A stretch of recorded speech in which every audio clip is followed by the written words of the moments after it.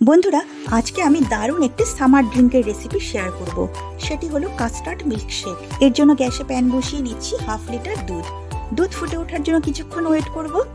এদিকে বাদামের একটা পেস্ট বানাবো, তার জন্য নিয়েছি কয়েকটা কাজু, আমন্ড ও পেস্তা ও সামান্য কেশর। এখন মিক্সি জারে এগুলো সব নিয়ে নেব। প্রথমে ড্রাই অবস্থায় গুঁড়ো করে নেব। এবারে এতে দেবো 1/4 কাপ দুধ, আবারও পেস্ট করে নেব। এরপর একটা বলে নিচ্ছি 1/4 কাপ ঠান্ডা দুধ। এতে দিচ্ছি 2 চামচ কাস্টার্ড পাউডার।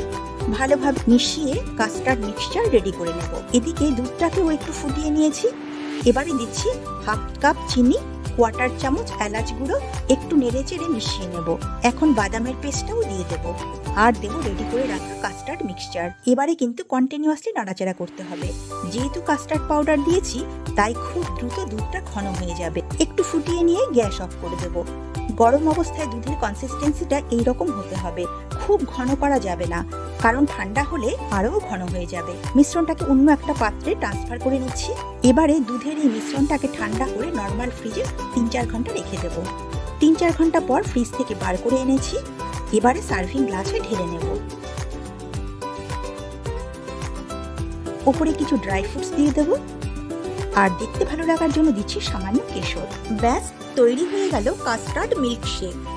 এই গরমে ঠান্ডা ঠান্ডা মিল্কশেক খেতে কিন্তু দারুণ লাগে।